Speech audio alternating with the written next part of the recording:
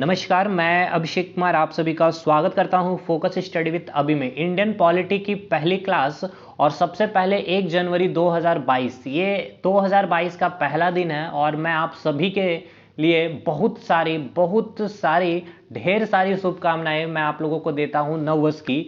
और आप लोगों की जो भी सपने हैं आप उन सभी सपनों को साकार करें और आपके साथ साथ मेरे जो सपने हैं मैं भी अपने सपने को साकार करने की कोशिश कर सकूं और दिन प्रतिदिन इसी तरह और भी अधिक मेहनत करूं और आप इसी तरह और भी आगे बढ़ते चले।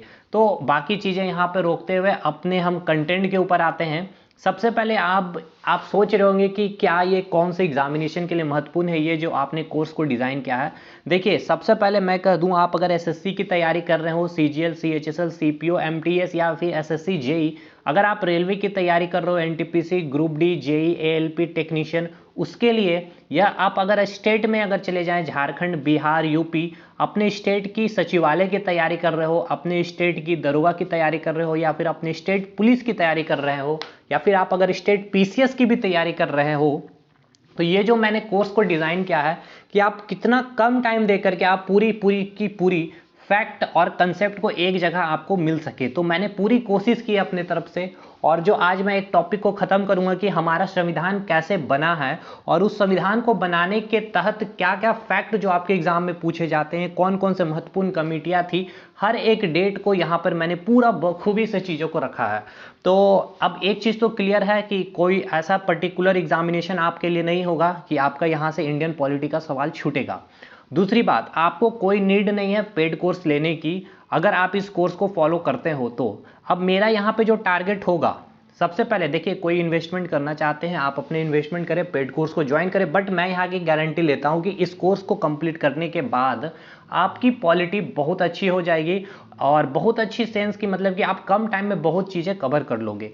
मैं एज ए रिवीजन की तरह मैं इसको स्टार्ट कर रहा हूँ, आपकी कंप्लीट इंडियन पॉलिटी की रिवीजन, और हर एक फैक्ट को रखूंगा और जहां पर जो कंसेप्ट देने की जरूरत पड़ेगी मैं बहुत ज़्यादा डिटेल में नहीं जाऊंगा इस बार पॉलिटी को लेकर के, क्योंकि कम टाइम है। अभी एनटीपीसी का पेपर है, ग्रुप डी का पेपर है और आपके स्टेट में सचिवालय के पेपर है, और अगर बात कर ले तो आप बिहार में दरोगा मेंस का भी पेपर है। इसीलिए अब कभी डिटेल में चलना होगा तो हम इस कोर्स को पहले कंप्लीट करेंगे, उसके बाद डिटेल एक पॉलिटी का बैच लेकर आएंगे। चीज़ें सब कुछ फ्री ही रहेगी यूट्यूब पे, आप सभी को पता भी है, ठीक है। तो आपको पता है हमारे कंटेंट के बारे में कि वो कंटेंट कैसा होता है, ये बिल्कुल मलाई कंटेंट ही होता है। और हमेशा की तरह मैं पूरी कोशिश करते आया हूँ कि चीज़ें आपको जो भी दे वो एकदम सटीक वे में चीज़ें आपको मिल सके। तो बस 2 से 3 मिनट मैंने आपका टाइम ले लिया है भाई। अब आज की जो वीडियो में बात करने वाले हैं और जो हमने टॉपिक कवर करनी है आज, ये टॉपिक हमें कवर करनी है, ठीक है, कि हमारा जो संविधान है वो संविधान कैसे बना है। अब इस संविधान के बनने के तहत आपके क्या एग्जाम से सवाल बनते, तो बहुत ही महत्वपूर्ण यहाँ पे ये टॉपिक है और आपके सवाल को यहाँ पे कवर करेगा। लेकिन इससे पहले अब आप यहाँ देख सकते हैं मैंने एग्जाम भी मेंशन कर रखा है, और to the point direct exam जो आपके पेपर को यहाँ पर टारगेट करेगा, ये आपका जो है कंटेंट। और सबसे पहले अपने टेलीग्राम ग्रुप को ज्वाइन कर लेना है भाई। 3 ग्रुप है, एक तो 2 ग्रुप मैंने झारखंड सचिवालय के लिए बनाया है और एक ग्रुप में पूरा एग्जाम को वहाँ पे मैंने रखा है। तो फोकस स्टडी विद अभी के नाम से मिलेगा और एक जेएसएससी सीजीएल, तो सब कुछ लिंक डिस्क्रिप्शन में जा करके ज्वाइन कर लें। देखिए, कुछ इंपॉर्टेंट टर्म्स है, पहले उसको समझेंगे और उसके बाद आज की जो है हमारी मेन टॉपिक, एक टॉपिक हर क्लास में हम लोग खत्म करते चलेंगे, ठीक है। तो पहला जो टॉपिक है आपका, पहला जो टर्म है हम इसको पहले क्लियर करेंगे 5 टर्म को। देखिए, आप हमेशा सुनते आते होंगे सॉवरेन, ठीक है, या फिर संप्रभुता, कुछ साउंड सुनने को मिलेगी क्योंकि आज बहुत सारे लोग पार्टी भी कर रहे हैं। 31 दिसंबर का दिन है और ये वीडियो कल 1 जनवरी को ही आपको मिलेगी, ठीक है, यूट्यूब पर। तो सॉवरेन का अर्थ क्या होता है हम इसे समझते हैं। देखिए, सॉवरेन का मतलब क्या होता है, संप्रभुता का मतलब क्या होता है कि वैसा देश जिसकी सरकार कोई भी नियम, ठीक है, खुद कोई भी नियम अपने देश के लिए बना सकती है। एज ए एग्जाम्पल अगर बात कर ले तो जो भारत है, भारत में जो सरकार है, भारत की जो सरकार अभी आप सभी को पता है बीजेपी गवर्नमेंट में है, तो क्या आपको लगता है कि बीजेपी गवर्नमेंट अगर कोई किसान बिल लाना चाहते हैं तो क्या उस पर वो किसान बिल ला सकते हैं या फिर उसके ऊपर कोई नियम या कानून बना सकते हैं या नहीं? या फिर अगर पाकिस्तान इस पर रोक लगा सकता है या फिर अमेरिका उस पर रोक लगा सकता है? तो नहीं, बिल्कुल नहीं, क्योंकि हमारा देश जो है एक सॉवरेन कंट्री है, संप्रभुता वाला एक देश है। इसीलिए हमारी मतलब इसका मतलब क्या होगा कि हमारा जो सरकार है, हमारी जो सरकार है वो खुद कोई भी नियम अपने देश के लिए बना सकता है, या फिर उस पर कोई भी अदर कंट्री का कोई भी दबाव नहीं होगा, ठीक है। इसलिए हम कहते हैं कि India is a sovereign country. लेकिन एक एग्जांपल देता हूं आपको तिब्बत की, ठीक है। तिब्बत जो है आपकी एक सॉवरेन कंट्री नहीं है, क्योंकि उस पर जो है पूरा का पूरा जो हक जमाए हुए है वो है आपका चाइना, और चाइना अपने अकॉर्डिंग वहां पर तिब्बत में कानून वगैरह बनाते रहती। इसलिए China is not a sovereign country, but India is a sovereign country, क्योंकि इंडिया जो है, इंडिया की जो गवर्नमेंट है वो पूरी की पूरी उसके पास पावर है, कोई भी कानून कोई भी लॉ बनाने के लिए वो इंडिपेंडेंट है, कोई अदर कंट्री के ऊपर उसके ऊपर कोई प्रेशर नहीं होती है, ठीक है। तो संप्रभुता का अर्थ आपको समझ में आ गया होगा।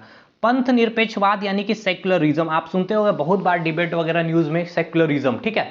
देखिए हमारा सेक्युलरिज्म का कहने का मतलब यह है कि हमारे देश में जो है सभी धर्मों को समान माना जाता है, चाहे आप ईसाई धर्म से हो, चाहे आप हिंदू धर्म से हो, चाहे आप मुस्लिम धर्म से हो, किसी भी धर्म से, किसी भी रिलीजन से हो, आप सभी को, हम सभी को जो है सभी धर्मों को यहाँ पर हमें क्या करते हैं, एक समान माना जाता है, ठीक है मेरे भाई। अब नेक्स्ट आपको 2 पॉइंट आपको क्लियर हो गया, भारत कैसा है, संप्रभुता वाला देश है, सेक्युलरिज्म है, और थर्ड जो आपको पॉइंट मिल रहा है देखने को वो है डेमोक्रेटिक, ठीक है। डेमोक्रेटिक का अर्थ क्या होता है, जिसे हम हिंदी में कहते हैं लोकतांत्रिक। लोकतांत्रिक का मतलब क्या है, लोक मतलब आप और हम, जनता की बात हो रही है। मतलब क्या कि जो प्रतिनिधि चुने जाते हैं, ठीक है, जो चुनाव होते हैं, जो वहां पे प्रतिनिधि की जो चुनाव होती है वो जनता के द्वारा वो प्रतिनिधि चुने जाते हैं, और वो प्रतिनिधि तब जाकर के क्या बनाते हैं, संसद का फॉर्मेशन करते हैं, और ये ही फिर क्या करते हैं, आपके लिए कानून बनाते हैं। तो ये हो गया लोकतांत्रिक देश। ये हमारे देश में ऐसी प्रोसेस है, यानी कि भारत का जो संविधान कैसा है, भारत में क्या है, एक लोकतांत्रिक देश है। यहाँ पे जो प्रतिनिधि चुने जाते हैं, कोई अपनी, ऐसा नहीं कि कोई भी, या फिर कोई अनुवांशिकता की तरह, ऐसा नहीं है कि राजा है तो राजा का बेटा ही, ऐसा नहीं। यहाँ पर क्या है कि यहाँ पे जनता के द्वारा क्या होती है, प्रतिनिधि को चुना जाता है, ठीक है। और वो प्रतिनिधि तब जाकर क्या करते हैं, संसद का फॉर्मेशन। संसद मतलब क्या हो गया, लोकसभा, राज्यसभा, और प्रेसिडेंट को हम क्या कहते हैं, संसद, ठीक है। और संसद के द्वारा तब क्या होता है, आपका कानून बनाया जाता है। तो ये हो गया आपका लोकतांत्रिक का अर्थ। और गणतंत्र का मतलब क्या हो गया, जो हमारे हेड ऑफ नेशन है, यानी कि जो प्रेसिडेंट है, और हेड ऑफ गवर्नमेंट क्या हो गया, प्राइम मिनिस्टर। इसका क्या होता है, यहाँ पे चयन होता है, यानी कि यहाँ पे कोई हेरिडेटरी यानी कि कोई अनुवांशिकता की रूल नहीं है। जैसे कि अगर आप बात कर ले ब्रिटेन में, तो ब्रिटेन में अगर आप देखते हो क्या कि ब्रिटेन में जो राजा है, राजा अगर वहां पर अगर उसकी देहांत होती है तो राजा को जो पुत्र होगा वो वहां पे गद्दी में बैठेगा, उसका पुत्र, फिर उसकी शादी वगैरह होगी, जब उसका पुत्र मरेगा तो उसके पुत्र के फिर उस पुत्र वो गद्दी पे बैठेगा। बट ये चीज हमारे देश में नहीं है, क्योंकि हमारा देश क्या है, एक गणतंत्र देश है, रिपब्लिक देश है। तो ब्रिटेन क्या है, ब्रिटेन एक रिपब्लिक कंट्री नहीं है, ठीक है, क्योंकि वहां पर अनुवांशिक जो है चीजें चलते आती है, राजा रानी का पद वहां पे चलता है। हमारे यहाँ पे ऐसे सिस्टम नहीं है। तो ये चीजें आपको क्लियर हुई या नहीं। अब आप बहुत बार सुनते हो राष्ट्र की बात, नेशन की बात। अब मैं बहुत डिटेल में नहीं जा रहा भाई, बहुत ऊपर ऊपर निकल रहा हूं, बट हाँ चीजें आपको समझ में आते जाए, इस प्रकार से मैं चीजें यहाँ पे कंप्लीट कर रहा हूँ। बाकी डिटेल अगर चाहिए, और मैंने पूरा पॉलिटी जो है लक्ष्मीकांत का निचोड़ अपने नोट्स बना रखा, तो जिनको लेना आप हमें व्हाट्सअप कर ले, जिसका मैंने प्राइस 199 रुपीज़ रखा। बहुत लोगों ने लिया है और कंटेंट एकदम मलाई है। आप व्हाट्सअप भी कर करके ले सकते हैं 7909004902 पर। बाकी मैंने पूरा फैक्ट यहाँ पर करने की कोशिश की है। व्हाट्सअप का नंबर आपको डिस्क्रिप्शन बॉक्स में भी मिल जाएगा, ठीक है भाई। तो देखिए हम राष्ट्र की बात करते हैं। देखिए कोई भी देश को अगर राष्ट्र कहा जाता है तो उसके लिए कुछ कंडीशन होती है, ठीक है। मतलब कहने का मतलब यह क्या है कि भारत एक राष्ट्र है, ठीक है, तो उसके लिए 4 कंडीशन होती है। वो 4 कंडीशन को फुलफिल करना पड़ता है। वो 4 कंडीशन क्या होना चाहिए कि उस देश का अपना एक पॉपुलेशन होना चाहिए, ठीक है। जैसे कि हमारी एक पॉपुलेशन है भारत की, उसकी एक टेरिटरी क्षेत्र होनी चाहिए, मतलब उसकी एक बाउंड्री होनी चाहिए। जैसे आपको पता है भारत की भी एक बाउंड्री है चारों तरफ से।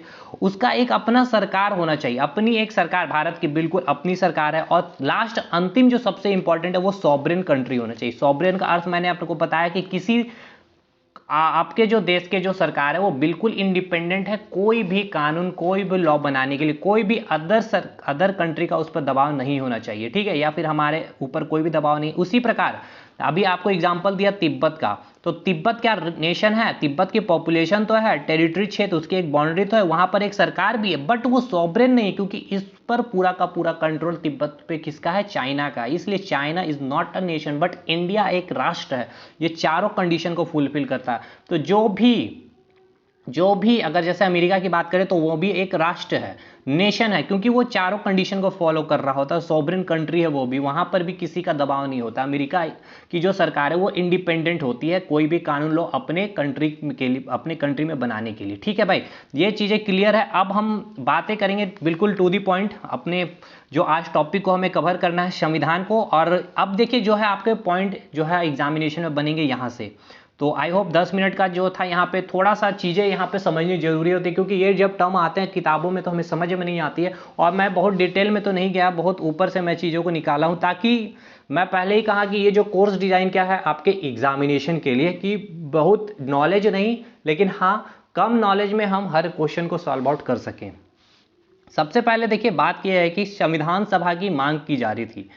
और संविधान सभा क्या है ये देखिए, हमारा संविधान कैसा होगा, भारत का संविधान कैसा होगा, इसके लिए क्या था, संविधान सभा एक होना चाहिए था। और यही जो है संविधान सभा, ठीक है, यही संविधान सभा के द्वारा हमारा संविधान बनाया गया था।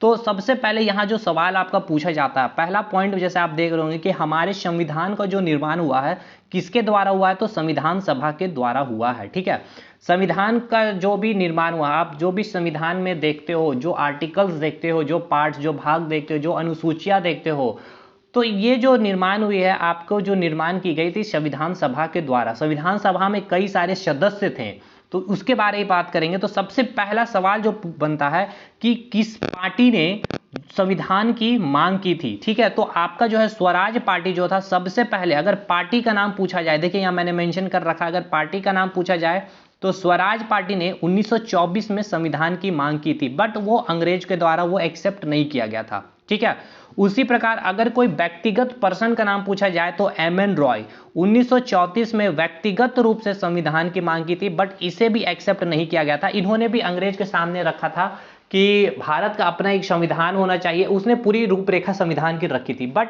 ये एक्सेप्ट नहीं किया गया था। भाई पूछा गया सवाल, कई बार पूछा गया, किस पार्टी ने सबसे पहले संविधान की मांग की, तो स्वराज पार्टी ने 1924। ईयर एक एक इंपॉर्टेंट, जितना ईयर मैंने लिखा वो सब आपको टिप पे याद होना चाहिए।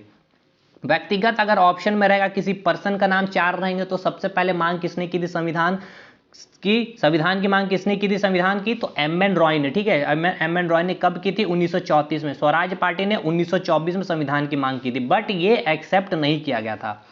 अब देखिए दूसरा, सेकेंड वर्ल्ड वार जब होता है, देखिए जब सेकेंड वर्ल्ड वार चल रहा होता है उस समय ब्रिटेन जो था बहुत ही पावरफुल कंट्री था, ब्रिटेन पे सब देश की नज़र होती थी। लेकिन जैसे ही जब सेकेंड वर्ल्ड वार स्टार्ट होने वाला होता है, तब उस समय अब ब्रिटेन जो होते हैं, भारत क्या कर रहा था कि हमेशा ही मांग कर रहा था, डिमांड कर रहा था अंग्रेज से कि उसको अपना एक संविधान बनाना है। ठीक है, भारत की अपनी एक संविधान होनी चाहिए, बट अंग्रेज उसे हमेशा टालते चला गया। तब फाइनली जो थे महात्मा गांधी जी, जितने भी क्रांतिकारी लीडर जो थे, वो लोग जो थे अब समझ गए थे कि जो अंग्रेज है वो बातों से बांधने वाले नहीं है, अब हमें आंदोलन करना है। ठीक है, भारत छोड़ो आंदोलन इसी टाइम स्टार्ट होता है, सेकेंड वर्ल्ड वार के समय ही। अब इधर से भारत पूरा, मतलब कि देखिए बहुत सारे क्रिप्स मिशन भी आए, भारत भेजा गया था अंग्रेजों के द्वारा कि क्या है कि कुछ मनवा ले, और गांधी जी को बोल करके, जैसे कि गांधी जी ने फर्स्ट वर्ल्ड वार में ब्रिटेन का साथ दिया था, भारतीय जितने भी सेना थे, लेकिन सेकेंड वर्ल्ड वार में भी ब्रिटेन यही चाह रहा था कि भारत जो है ब्रिटेन का साथ दे। लेकिन गांधी जी समझ गए थे और उनको पता चल गया था कि ये अंग्रेज जो है ये बातों से मानने वाले नहीं है, हम जो है हमें अब क्या करना, लाठी उठाना पड़ेगा। तो इसी सेकेंड वर्ल्ड वार के टाइम अब भारत तो साथ दे नहीं रहा था अंग्रेज की। दूसरी बात, उस समय सेकेंड वर्ल्ड वार जब खत्म होता है तो ब्रिटेन की जो आर्थिक स्थिति थी बहुत ही तंग। अब देखिए जो बुरी तरह से तो हार होती है उनकी, और आपको भी पता है जब भी कोई वर्ल्ड वार होता है तो बहुत सारी क्षतियां होती है, हर देश क्षति हुआ था, बट ब्रिटेन को काफी ज्यादा क्षति हुआ था और वो इस हाल तक पहुंच गया था, कर्जदार बन गया था वो। और अमेरिका का भी पूरा प्रेशर उसके ऊपर पड़ गया था, ब्रिटेन के ऊपर, क्योंकि उसी समय 1945 में भारत जो था यूनाइटेड नेशन का सदस्यता ग्रहण कर लिया था। और यूनाइटेड यूएसए अमेरिका ने अपने ब्रिटेन को जो था उसने कुछ कर्ज भी दिया था, और वो अमेरिका भी उसके ऊपर फोर्स कर रहा था कि भारत को इधर इंडिपेंडेंट करो, आज़ाद करो। और उस समय ब्रिटेन में चुनाव होने वाला था, और जो चुनाव होने वाला था उस समय क्लीमेंट एटली जो थे चुनाव लड़ने वाले थे, और उन्होंने क्या किया था कि उन्होंने प्रस्ताव रखा था कि अगर ये चुनाव मैं जीतता हूं, ठीक है, जैसे मोदी बोले थे कि अगर मैं प्रधानमंत्री बनता हूं तो मैं आप लोगों के लिए 15-15 लाख रुपए आपके बैंक में खाते में डालूंगा और 2 करोड़ जॉब दूंगा। उसी प्रकार क्लीमेंट एटली ने भी प्रस्ताव रखा था कि अगर मैं यहां पर अपनी चुनाव को जीतता हूं ब्रिटेन में, तो मैं भारत को क्या किया जाएगा, इंडिपेंडेंट किया जाएगा, भारत को अपना एक संविधान बनाया जाएगा, ठीक है। और उस समय ब्रिटेन में जो थे बहुत सारे भारतीय उस समय रहते भी थे, ठीक। तो उस समय चुनाव भी ब्रिटेन में हुआ और वहां पे क्या होता, क्लीमेंट एटली की सरकार बन भी जाती है। और उसी समय क्लीमेंट एटली के जो कैबिनेट थे, कैबिनेट में जो मिनिस्टर थे उसमें से 3 मिनिस्टर को क्या किया गया था, भारत भेजा गया था। और एक मिशन के तहत, क्या मिशन था कि भारत का जो है अपना एक संविधान बने, इस उद्देश्य से उसे उन 3 मिनिस्टर को भारत भेजा गया था। और उस मिशन का नाम रख दिया गया था कैबिनेट मिशन। अब इसका नाम इसीलिए रखा गया था कैबिनेट मिशन क्योंकि वो तीनों के तीनों जो मंत्री थे उसके कैबिनेट के ही थे, इसीलिए कैबिनेट मिशन यहां पे नाम रखा गया था। समझ में आया कैबिनेट मिशन क्यों बोलते हैं। अब देखिए क्वेश्चन पूछा जाएगा कौन से ईयर में कैबिनेट मिशन आया, 1946 में आया था। कैबिनेट मिशन क्यों भेजा गया था भारत, क्यों भेजा गया था, भारत का अपना संविधान, मेन जो उसका उद्देश्य था भारत का संविधान का निर्माण करना। जब ये कैबिनेट मिशन भारत आया था तो ब्रिटेन का पीएम कौन था, क्लीमेंट एटली था। उस समय भारत का राजा कौन था, तो जॉर्ज 6 था, ठीक है, जॉर्ज 6 था। ये सब कुछ लिखा हुआ है। चलिए भाई, सबसे पहले संविधान की मांग किसने की, तो पार्टी का नाम पूछा जाएगा, स्वराज पार्टी 1924। किसी व्यक्तिगत पर्सन का नाम पूछा जाएगा तो एम.एन. रॉय, ईयर 1934। उसके बाद जब कैबिनेट मिशन भारत आया तो ईयर क्या था, 1946। चलिए भाई, इस समय ब्रिटिश के पीएम कौन थे, क्लीमेंट एटली थे। भारत के राजा कौन थे, जॉर्ज 6 थे। अच्छा, कैबिनेट मिशन का नाम क्यों कैबिनेट मिशन रखा गया, समझ में आ गया, क्योंकि वो जो तीनों सदस्य थे इसमें टोटल कितने मेंबर थे, 3 मेंबर थे। और ये तीनों के तीनों जो मेंबर थे क्लीमेंट एटली के जो कैबिनेट थी, यानी कि जो कैबिनेट केंद्रीय मंत्रिमंडल जो थे वो तीनों के तीनों इसके सदस्य ही थे, इसीलिए इस मिशन का नाम कैबिनेट रख दिया गया था। और ये तीनों का तीनों नाम आपको याद होना चाहिए, एबी अलेक्जेंडर, पैंथिक लॉरेंस और क्रिप्स। और इसका जो अध्यक्षता जो किया था, प्रेसिडेंट जो थे इस मिशन के, वो कौन थे, पैंथिक लॉरेंस। इस मिशन का उद्देश्य क्या था, कैबिनेट मिशन का उद्देश्य था भारत की संविधान सभा का निर्माण करना। भाई यहां तक चीजें याद हुई। देखिए एक एक लाइन आपका एक एक सवाल है। अब यहीं से देखिए पूछा गया सवाल एनटीपीसी में, ये वाला सवाल, क्लीमेंट एटली का उस समय प्राइम मिनिस्टर, भारत का राजा कौन था, जॉर्ज 6 था। नेक्स्ट आपका ये सवाल पूछा गया था कौन सी पार्टी ने मांग की थी, कौन सी ईयर में, किस व्यक्तिगत ने मांगे, एम.एन. रॉय, ईयर 1934। तो भाई कह रहे हैं ना कि ये पूरा का पूरा ये कोर्स आपको रिवाइज करा देगा आपका पूरा पॉलिटी को। आगे बढ़ते हैं भाई। चलिए, इसी कैबिनेट मिशन के रिकमेंडेशन पर देखिए, इस कैबिनेट मिशन ने क्या किया, रिकमेंडेशन दिया और 9 दिसंबर 1946 को संविधान सभा को क्या किया गया, संविधान सभा का क्या किया गया, सेटअप कर दिया गया। मतलब भारत का अपना संविधान सभा बना दिया गया था। कब, 9 दिसंबर 1946 में। किसके तहत, कैबिनेट मिशन के रिकमेंडेशन पर। भाई वेरी वेरी इंपॉर्टेंट ये ईयर है, एकदम रट जाइए। 9 दिसंबर 1946 को भारत का अपना संविधान सभा का सेटअप कर दिया गया था। कब, 9 दिसंबर 1946 को। किसके तहत, कैबिनेट मिशन के रिकमेंडेशन पर, ठीक है। कैबिनेट मिशन ने क्या कर दिया है, जब देखिए भारत ये आए कैबिनेट मिशन, ये तीनों सदस्य आए, इन्होंने सब कुछ स्टडी किया कि भारत का कैसा संविधान होगा, तो उसके लिए संविधान सभा का निर्माण करना है। तो इसने फाइनली अपना रिकमेंडेशन दिया था 9 दिसंबर 1946। तो पूछा जाएगा संविधान सभा का निर्माण जो किया गया था कैबिनेट मिशन के द्वारा कब किया गया था, 9 दिसंबर 1946, ठीक है, 9 दिसंबर 1946 को। अब देखिए संविधान सभा तो आपका बन गया। अब ये संविधान सभा का काम क्या है, अब ये जो संविधान सभा, सबसे पहले तो संविधान सभा का बनाना था। अब ये संविधान सभा का काम क्या है, आपका संविधान यानी कि हमारा संविधान जो भारत का संविधान है, भारत का संविधान का निर्माण करना, ठीक है, हमारे संविधान का निर्माण करना है। किसका काम था, संविधान सभा। अब ये कैसे करेगा, तो इसमें भाई कुछ लोग होंगे यानी संविधान सभा के सदस्य होंगे। अब वो संविधान सभा के सदस्य कौन होंगे, उसके लिए क्या किया जाएगा, तो चुनाव किया जाएगा। आगे चलते भाई। तो देखिए संविधान सभा बन गया कब, 9 दिसंबर 1946 को, ठीक है। कैबिनेट मिशन के तहत आपके संविधान सभा का निर्माण हुआ 9 दिसंबर 1946 को। संविधान सभा की सबसे पहली मीटिंग होती है। देखिए यहाँ पर बैठक हुई थी, पहली मीटिंग, और कहाँ पर हुई थी, याद रखना, दिल्ली में 9 दिसंबर 1946 को ही पहली मीटिंग होती है। और इसके एक नॉन परमानेंट अस्थायी अध्यक्ष बनाए जाते हैं या फिर बोले जाते हैं प्रोटेम स्पीकर, जिसका नाम है डॉक्टर सच्चिदानंद सिन्हा। अब देखिए प्रोटेम का भी बहुत अच्छा मीनिंग है। इसका मेन काम क्या होता है, जैसे कि आपको मैं बताऊं, जैसे लोकसभा और राज्यसभा में जितने भी मंत्री हैं उनको शपथ दिलाने वाला को क्या कहा जाता है, प्रोटेम। और जैसे ही शपथ ग्रहण वाली काम खत्म होती है, ये पद भी खत्म हो जाता है, ठीक है। और ये प्रोटेम का कहीं भी चर्चा हमारे संविधान में नहीं किया गया। तो देखिए ये सब बहुत डिटेल हमने अपने नोट्स में मेंशन कर रखा है। अगर सिस्टमेटिक वे में पढ़ना बहुत डिटेल में, तो आप हमारे नोट्स को जरूर लें एक बार, ठीक है। चलिए, और व्हाट्सअप नंबर दिया हुआ है डिस्क्रिप्शन में, आप वहां से भी चीजें ले सकते हैं, और ये सब कुछ वहीं पर मिल जाएगा उस नोट्स में ही। इसके बाद फिर आपको पढ़ना नहीं पड़ेगा पॉलिटी को, लेकिन यहाँ पे मैं आपको रिवाइज करवा रहा हूँ पॉलिटी को। देखिए पहली बैठक कब हुई थी, ये आपसे पूछे जाएगा। फर्स्ट मीटिंग कब हुई थी, तो 9 दिसंबर 1946 को हुई थी। कहां पर मीटिंग हुई थी, दिल्ली। उसके अस्थायी अध्यक्ष कौन थे, या फिर प्रोटेम स्पीकर कौन थे, डॉक्टर सच्चिदानंद सिन्हा थे। नेक्स्ट दूसरी मीटिंग कब हुई थी, 11 दिसंबर, जस्ट 2 दिन के बाद 11 दिसंबर 1946 को हुए थे। और इसमें परमानेंट अध्यक्ष का चयन कर दिया गया था, अस्थायी अध्यक्ष का चयन कर दिया गया था। किसे बनाया गया था, डॉक्टर राजेंद्र प्रसाद को बनाया गया था।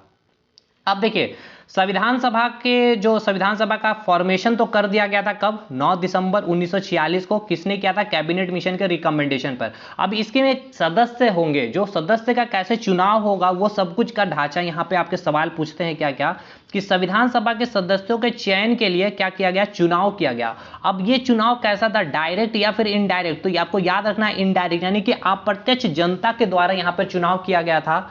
और टोटल कितने राज्यों में, देखिए सवाल क्या पूछा जाता है कि संविधान सभा के सदस्यों को, पूछा गया सवाल है भाई एनटीपीसी में, ये सब संविधान सभा के प्रीवियस ईयर को पहले कीजिए तो एक बार एनालिसिस अच्छे से, तब समझ में आएगी सवाल कहां से बनती है। संविधान सभा के सदस्यों के चयन के लिए, ठीक है, जो प्रक्रिया था वो कैसा था, अप्रत्यक्ष या प्रत्यक्ष, तो अप्रत्यक्ष जनता द्वारा चुनाव हुआ था। टोटल कितने राज्य उस समय भारत में थे, तो टोटल 11 राज्य भारत में थे। इस 11 राज्य में चुनाव हुआ था। तो कितने राज्यों में, 11 राज्यों में चुनाव हुआ था। 11 राज्यों बोले तो उसमें टोटल कितने सीट थे, 292 सीट, ठीक है।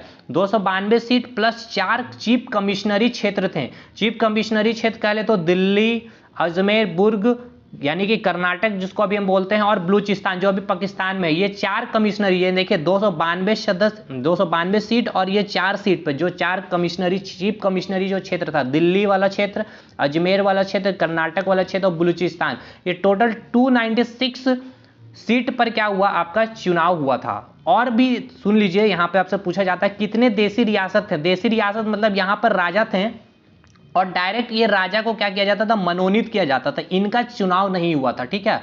मतलब चुनाव कितने संख्या पे हुई, तो 296। कैसे इसको तोड़े, 292 प्लस 4, 4 क्या था, चीफ कमिश्नरी क्षेत्र, ये चारों का नाम याद रखना है, दिल्ली, अजमेर, कर्नाटक और बलूचिस्तान, बलूचिस्तान जो अभी पाकिस्तान में है। और 23 जो थे देशी रियासत, इसका चुनाव नहीं होता, इसको डायरेक्ट मनोनीत किया गया था, ये भी याद रखना है, इसको मनोनीत किया गया था डायरेक्ट। यहाँ के जो राजा थे उनको ही संविधान सभा का सदस्य चुन लिया गया था। तो देखिए 296 सीट पर क्या हुआ, आपका चुनाव हुआ, ठीक है। 296 सीट पर क्या हुआ भाई आपका, एक मिनट मेरे भाई, 296 सीट पर क्या होता है, आपका चुनाव होता है। और एक सीट पर 10 लाख जनसंख्या पर एक सीट रखा गया था। मतलब 10 लाख की जनसंख्या, वो क्षेत्र कहाँ, जब वो क्षेत्र का पॉपुलेशन कितना होना चाहिए, एक सीट पे जो लड़ रहे थे उसका पॉपुलेशन 10 लाख रखा गया था। ये भी पूछा जाता है आपसे सवाल। तो टोटल 296 सीट पर चुनाव हुआ, जिसमें 208 सीट पर कांग्रेस की जीत होती है। 73 सीट जो है आपको मुस्लिम लीग को मिलता है, और अदर जो भी सीट बचता है जितने भी इंडिपेंडेंट निर्दलीय क्षेत्र पार्टी होते हैं उनको मिलती है। अब देखिए यहाँ पे आपसे पूछा जाता है संविधान सभा में कुल टोटल कितने सदस्य थे, टोटल मेंबर कितने थे, तो आपको टोटल मेंबर याद रखना 389 सदस्य। कैसे, देखिए 292 सीट इधर हो गए आपके 11 राज्यों को मिला के, 4 कमिश्नरी क्षेत्र हो गए, और 93 देशी रियासत हो गई। जब इनको आप जोड़ेंगे तो 389 सदस्य। भाई वेरी वेरी इंपॉर्टेंट, कितने टोटल सदस्य थे संविधान सभा में, तो 389। कितने, एक सीट पर कितने जनसंख्या पे चुनाव हुआ था, 10 लाख जनसंख्या पर। टोटल चुनाव कितने पे हुआ था, तो 296 पर हुआ था, ठीक है। 208 मुस्लिम को मिला था, 208 कांग्रेस को मिला था, 73 मुस्लिम लीग को मिला था, अदर बाकी जो वोट थे वो अदर इंडिपेंडेंट जो पार्टी थे उनको मिली थी। और ये जो 93 जो देशी रियासत थी, यहां से क्या किया था, डायरेक्ट जो उस राजा को क्या किया गया था, मनोनीत किया गया था, यानी कि उस संविधान सभा का सदस्य बना दिया गया था। ठीक है मेरे भाई। अब देखिए पहली मीटिंग कब हुई थी, 9 दिसंबर 1946 को हुई थी। इसमें क्या था, नन परमानेंट अध्यक्ष बनाया गया था डॉक्टर सच्चिदानंद सिन्हा को। सेकंड मीटिंग हुई जस्ट, उसमें परमानेंट अस्थायी अध्यक्ष बना दिया डॉक्टर राजेंद्र प्रसाद को। अब तीसरी मीटिंग होती है 13 दिसंबर 1946 को। जितना डेट है सब डेट याद होना। पहली मीटिंग 9 दिसंबर 1946, सेकंड मीटिंग 2 दिसंबर 1946। पहली मीटिंग कहाँ हुई, दिल्ली। उसमें नन परमानेंट अध्यक्ष बनाया गया था किसको, डॉक्टर सच्चिदानंद सिन्हा को। दूसरी मीटिंग में परमानेंट अध्यक्ष बना दिया डॉक्टर राजेंद्र प्रसाद को। थर्ड मीटिंग में क्या होता है, इसी दिन 13 दिसंबर 1946 को पंडित जवाहरलाल नेहरू ने उद्देश्य प्रस्ताव पारित किया था, यानी कि अपना एक ऑब्जेक्टिव रेजोल्यूशन रखा था, जिसको अभी हम लोग कहते हैं प्रस्तावना। यानी कि हमारा संविधान कैसा होगा, ठीक है, उसका एक उद्देश्य, एक प्रस्ताव यहां पर संविधान हमारे पंडित जवाहरलाल नेहरू ने तीसरे मीटिंग में संविधान सभा के समक्ष रखें। उसे हम कहते हैं उद्देश्य प्रस्ताव या फिर ऑब्जेक्टिव रेजोल्यूशन। और इसे ही हम अभी क्या कहते हैं, प्रस्तावना। और इसी प्रस्तावना को B.R. अम्बेडकर ने क्या कहा था, पवित्र दस्तावेज। तो बोलते हैं, बहुत बार पूछा गया सवाल है कि ऑब्जेक्टिव रेजोल्यूशन या फिर प्रस्तावना को B.R. अम्बेडकर ने क्या कहा, पवित्र दस्तावेज कहा। या फिर पवित्र दस्तावेज, प्रस्तावना को पवित्र दस्तावेज किसने कहा, तो B.R. अम्बेडकर जी ने कहा है। ठीक है, तो प्रस्तावना तो एक अलग हम फिर से चलेंगे, वहां पे पढ़ेंगे ही, बट यहां पर आया तो मैंने यहां पे इंक्लूड कर दिया। भाई 3 मीटिंग अभी तक हो गई है संविधान सभा की। संविधान सभा का काम क्या है, हमारा संविधान का निर्माण करना, कि हमारा संविधान की पूरी ढांचा कैसे होगी, पूरा काफी भविष्य में जा करके, भविष्य तक की चीजों को सोच करके भारत का संविधान बनाना है। तो अभी तक 3 मीटिंग हो गई है, और इस तीसरे मीटिंग में पंडित जवाहरलाल नेहरू ने क्या क्या एक उद्देश्य प्रस्ताव रखा है, और इसमें पूरा बातें यहाँ पे इन्होंने लिखी है कि भारत का कैसा संविधान होना चाहिए। ठीक है, पूरी की पूरी चीजें इसमें रख दी गई थी। और इसी पवित्र दस्तावेज इन्हें कहा था किसने, B.R. अम्बेडकर जी ने कहा था। और ये जो ऑब्जेक्टिव रेजोल्यूशन पंडित जवाहरलाल नेहरू के द्वारा 13 दिसंबर 1946 को तीसरे मीटिंग में रखे गए थे, इस ऑब्जेक्टिव रेजोल्यूशन को 22 जनवरी, वेरी वेरी इंपॉर्टेंट डेट है ये, 22 जनवरी 1947 को संविधान सभा के द्वारा क्या कर लिया था, एक्सेप्ट कर लिया गया था। देखिए भाई, तीसरा मीटिंग कब हुआ, 13 दिसंबर 1946। एक्सेप्ट कब किया गया, 22 जनवरी 1947। 22 जनवरी 1947 मतलब 1 साल कम से कम उसके बाद आपने जो पंडित जवाहरलाल नेहरू ने जो रखा था अपने ऑब्जेक्टिव रेजोल्यूशन को, उसको एक्सेप्ट कर लिया। पूरी स्टडी की गई, जो भी ऑब्जेक्टिव रेजोल्यूशन उन्होंने रखा था जवाहरलाल नेहरू, उसके बाद 22 जनवरी 1947 को यहाँ पे क्या कर लिया, एक्सेप्ट कर लिया गया। Very very important line. संविधान सभा का पूछा जाएगा आपसे, उपाध्यक्ष यानी डिप्यूटी चेयरमैन कौन थे, S.C. मुखर्जी। एडवाइजर कौन थे, सलाहकार कौन थे, तो B.N. राव थे। और हाउस ऑफ कमिटी के हेड कौन थे, प्रमुख कौन थे, तो K.M. मुंशी थे। ठीक है भाई, K.M. मुंशी थे। तीनों पॉइंट याद रखना। उपाध्यक्ष चीफ डिप्यूटी चेयरमैन कौन, H.C. मुखर्जी। संवैधानिक सलाहकार एडवाइजर कौन, B.N. Rao. House of committee के हेड प्रमुख कौन थे, K.M. Munshi. Clear. Next point देखिए, अब 3 मीटिंग हो गई है, और टोटल जो होती है संविधान सभा की ऐसी टोटल 12 मीटिंग होती है। Total 12 meeting. ये भी पूछता है कि संविधान सभा की कितनी मीटिंग हुई है, कुल तो 12 मीटिंग हुई है। अब देखिए हुआ क्या कि 22 जनवरी 1947 को जो ऑब्जेक्टिव रेजोल्यूशन रखा गया था पंडित जवाहरलाल नेहरू के द्वारा कि भारत का संविधान कैसा होगा, पूरी बातें को क्या की गई थी, 22 जनवरी 1947 को एक्सेप्ट कर ली गई थी संविधान सभा के द्वारा। अब यही चीज 26 नवंबर 1949 को संविधान सभा के द्वारा संविधान को पारित किया गया। ठीक है, यानी कि 26 नवंबर को हमारा जो संविधान को क्या कर दिया गया था, पारित कर दिया गया था। और इसीलिए हम लोग 26 नवंबर को संविधान दिवस मनाते हैं। और ये जो पारित किया गया, तो सबसे पहला जो सिग्नेचर किए थे इस संविधान सभा ने जब इसको पारित किया, तो सबसे पहला सिग्नेचर हस्ताक्षर किसने किया था, ये भी पूछता है, तो बलवंत राय मेहता ने किया था। बलवंत राय मेहता जी ने किया था। भाई एकदम आपका रिवीजन हम करवा रहे हैं, और बहुत अच्छे तरह से मैं आपको एक एक पॉइंट, एक चीज तक नहीं छोड़ा हूँ। ये संविधान सभा बनने से जो जो सवाल आपके पूछते हैं, देखो भाई 22 जनवरी 1947 को एक्सेप्ट किया गया, और 26 नवंबर 1949 को क्या किया गया, संविधान सभा के द्वारा संविधान को पारित कर दिया गया। पारित कर दिया गया मतलब भारत का जो है संविधान अब बन गया है, भारत को संविधान को इसने पारित कर दिया है। और 26 नवंबर को ही हम लोग क्या करते हैं, संविधान दिवस भी मनाते हैं। और सबसे पहला हस्ताक्षर किसने किया था, बलवंत राय मेहता ने। उस सदस्य जो थे, उस सदस्य में सबसे पहला जो हस्ताक्षर किया गया था किसके द्वारा, बलवंत राय मेहता के द्वारा किया गया था। भाई मैंने बताया ना 389 सदस्य, तो सबसे पहला हस्ताक्षर किया, भाई आपने बिल बनाया तो सारे लोगों की तो सहमति होनी चाहिए, तो उसमें पहला हस्ताक्षर किसने किया, बलवंत राय मेहता ने किया। अब ये संविधान ये संविधान, भारत का संविधान बनने में कितना समय लगा, तो 2 साल 11 महीने 18 दिन लग गए थे।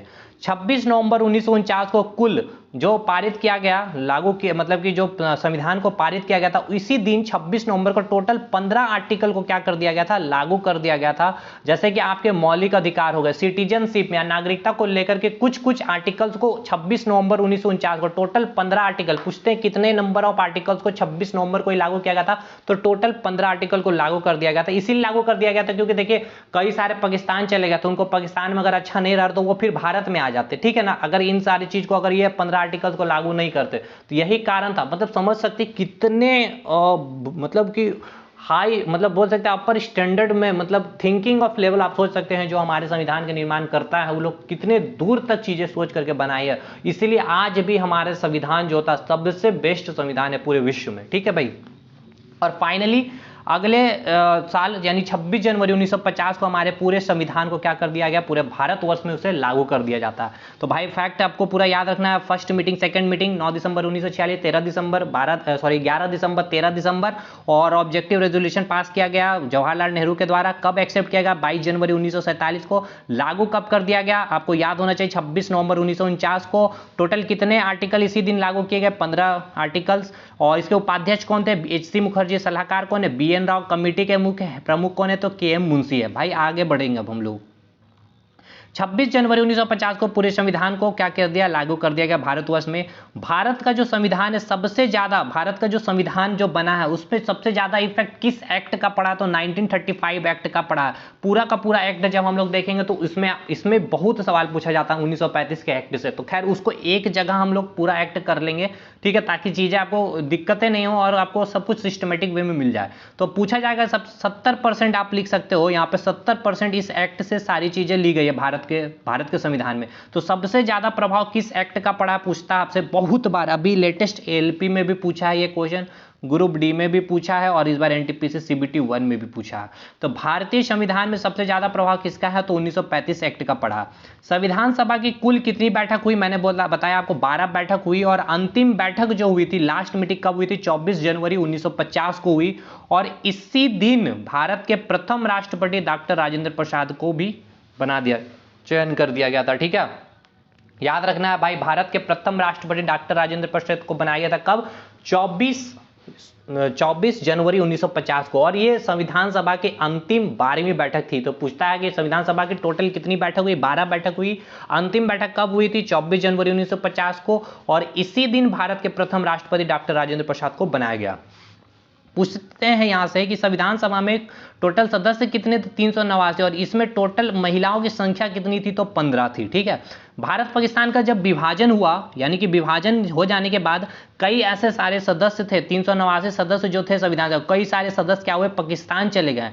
तो भारत पाकिस्तान के विभाजन के बाद ये भी पूछा गया सवाल की कई सदस्य क्या हुए, पाकिस्तान चल गए। तो विभाजन के बाद, भारत पाकिस्तान के विभाजन के बाद संविधान सभा में कुल कितने सदस्य बचे थे, 299 सदस्य बचे थे। वेरी वेरी इंपॉर्टेंट सवाल, ठीक है। ये सब दरोगा वगैरह में ना बहुत लगड़ के पूछा जाता सवाल।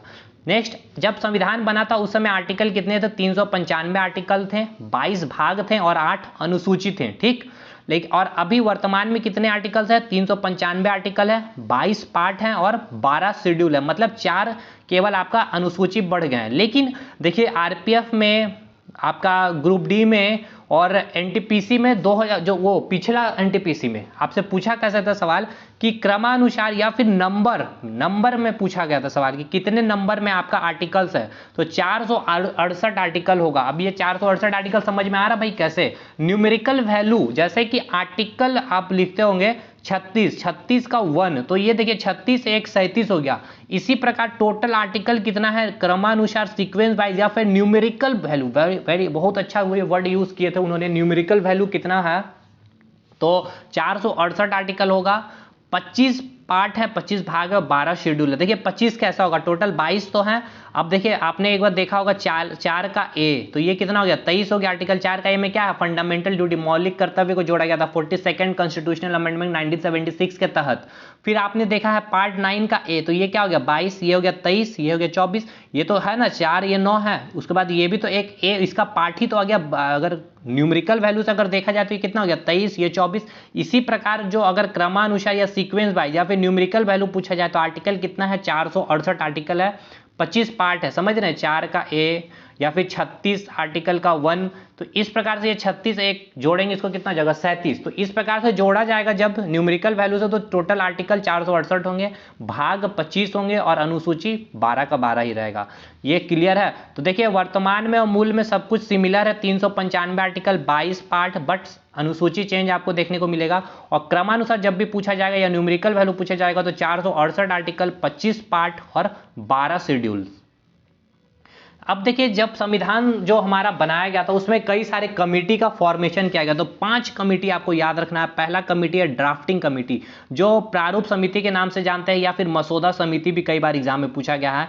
ये जो कमेटी का जो उद्देश्य था, मेन इस कमेटी का जो ऑब्जेक्टिव था, उद्देश्य था संविधान के ढांचा को तैयार करना।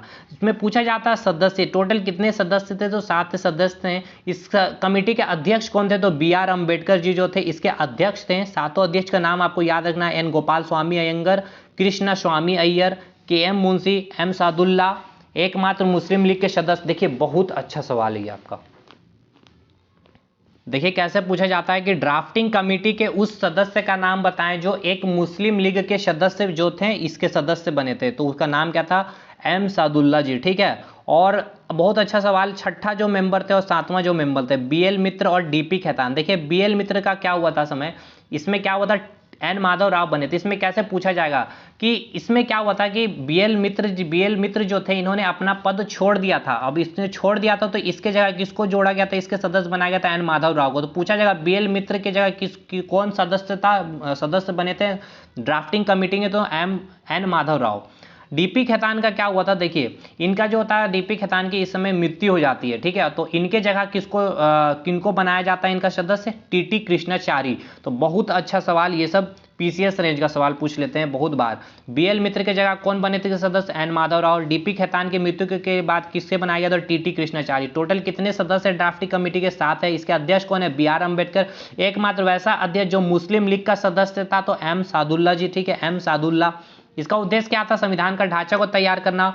और इसने अपनी जो फाइनल रिपोर्ट संविधान सभा को सौंपी थी कब, 21 फरवरी 1948 को। यही अब ये भी डेट याद रखना है कि ड्राफ्टिंग कमेटी ने अपना जो रिपोर्ट रखा था कि भारत का जो संविधान बनाया जाएगा, ये जो 7 सदस्य ने मिल करके अपनी जो रिपोर्ट रखी थी संविधान सभा के समक्ष कब रखी गई थी, तो 21 फरवरी 1948 को रखा था कि संविधान का प्रारूप ऐसा होगा। सारी चीजें यहाँ पे इन्होंने अपनी पूरे डॉक्यूमेंट को रखा था संविधान सभा के समक्ष 21 फरवरी 1948 को। दूसरा, इसका अध्यक्ष, अब जितना भी कमेटी उसका अध्यक्ष याद रखना है, संघ संविधान समिति, संघ शक्ति समिति, ये दोनों नाम एक ही है। कई एग्जाम में संघ समिति, संविधान समिति तो संघ शक्ति समिति, यानी कि प्रोविंस कॉन्स्टिट्यूशन कमेटी और यूनियन पावर कमेटी। इसके अध्यक्ष किनको बनाया गया था, जवाहरलाल नेहरू। तीसरा, प्रांतीय संविधान समिति, प्रोविंस कॉन्स्टिट्यूशन कमेटी। मूल या फिर मौलिक अधिकार एवं अल्पसंख्यक समिति यानी कि fundamental right and minority committee का अध्यक्ष किसे बनाया गया था, सरदार वल्लभ भाई पटेल को बनाया गया था। संचालन समिति या तदर्थ समिति या फिर रियासत समिति, इसके अध्यक्ष किसे बनाया गया था, डॉक्टर राजेंद्र प्रसाद को बनाया गया था। झंडा समिति यानी कि फ्लैग कमेटी, इसके अध्यक्ष किसको बनाया गया था, JB कृपलानी को बनाया गया था। भाई समझियो, ये देखिए 5 कमेटी बनाया गया था संविधान सभा के द्वारा कि संविधान की रूपरेखा तैयार करना, संविधान में कैसे क्या चीजें रखनी है, भारत का संविधान कैसे बनेगा, ये कमेटी बनाया गया। तो इसके अध्यक्ष पूछे जाते हैं और मैंने इसमें बता दिया आपको क्या क्या और भी चीजें आपको याद रखनी है। अब कुछ फैक्ट आपको याद रखना, जो डायरेक्ट पॉइंट मैंने ले लिया जो आपके एग्जाम में पूछे गए हैं। संविधान की उत्पत्ति वाला देश कौन, पूछा जाएगा संविधान की उत्पत्ति करने वाला देश कौन है, तो इंग्लैंड है। आगे बढ़ेंगे भाई, दुनिया का पहला अलिखित संविधान वाला देश, जहां पे संविधान लिखित डॉक्यूमेंट में नहीं है, मतलब मौखिक रूप से बोल दी गई, ठीक है, मतलब लिखी गई, एक सिस्टमेटिक वे में लिखा नहीं है संविधान, उस देश का नाम क्या है, इंग्लैंड है। उस देश का नाम क्या है, तो इंग्लैंड। उस देश का नाम क्या है, तो भाई इंग्लैंड है। उस देश का नाम क्या है भाई, तो इंग्लैंड है। दुनिया का सबसे बड़ा संविधान किसका है भाई, भारत का है। अच्छा, सबसे लचीला संविधान किसका है, तो इंग्लैंड का। मतलब लचीला में समझ ले कि जब मन आए जैसे भी चाहे वहां पे इजी वे में संविधान में संशोधन किया जा सकता है, कोई भी कानून बनाया जा सकता है। लेकिन भारत का जो संविधान है काफी कठोर है और लचीला भी है। कठोर कैसे है, देखिए अगर कोई नागरिकता के ऊपर कोई बिल लानी है भारत सरकार को, तो उसके लोकसभा राज्यसभा में तो बिल पास कराना है, साथ ही साथ उसे राज्य में भी कम से कम स्पेशल मेजोरिटी से उस बिल को पास कराना होगा। लचीला जैसे कि अगर आप कुछ ऐसे विषय भारत सरकार के पास है जो केवल लोकसभा, राज्यसभा और प्रेसिडेंट से सिग्नेचर करके भी उसे लागू कर सकते हैं, जैसे कि 370 का आर्टिकल जम्मू कश्मीर में हटाया गया था, ठीक है। इसलिए भारत का जो संविधान है कठोर भी है, रिजिड भी है और लचीला भी है, फ्लेक्सिबल भी है। और सबसे बहुत अच्छा सवाल, दुनिया का पहला लिखित संविधान और सबसे छोटा संविधान किस देश का है, तो यूएसए अमेरिका का है। यहाँ पे मात्र केवल 7 आर्टिकल, भारत में सोचिए 468 क्रमानुसार और 395 आर्टिकल अगर जेन्युइन बात किया जाए तो सोचिए सबसे छोटा आर्टिकल अमेरिका का और सबसे कठोर संविधान यूएसए का। इतना आसान में यहाँ पे नहीं है कोई भी कानून बना देना अमेरिका में। अच्छा, पाकिस्तान का संविधान कब बना था, 1973 में भी पूछा था। लेटेस्ट में भी जो संविधान बना है किसका, नेपाल का 2015 में, और अंतिम पूछा जाए किसका बना तो इसी का बना हुआ है। संविधान ऐसा देश का नाम बताए जिसके संविधान में बहुत कम शब्द का यूज किया गया है, तो मोनाको है। पूछा गया सवाल है भाई एनटीपीसी में ये सब सवाल। अच्छा, भारत का संविधान कैसा है, अर्ध संघीय संविधान है। ये ऐसा किसने कहा था, केसी वियर ने कहा था। ये भी पूछा जाता है कि भारत का संविधान अर्ध संघीय संविधान है, किसने कहा, केसी वियर। अर्ध संघीय संविधान को समझाएंगे बाद में, जब डिटेल चलेंगे हम लोग पॉलिटी पढ़ेंगे तब, लेकिन डायरेक्ट टू द पॉइंट हमें पढ़ना है अभी भाई, रिवीजन करना है। तो भाई आई होप वीडियो कैसा लगा बताइएगा, कंटेंट कैसा लगा चीजें बताइएगा आपको। अगर वीडियो अच्छा लगा तो शेयर करिएगा, और आगे इसी पार्ट को हमें कंटिन्यू करनी है या नहीं आप हमें कमेंट सेक्शन में जरूर कमेंट करके बताइएगा। अगले वीडियो में मिलेंगे, तब तक के लिए धन्यवाद।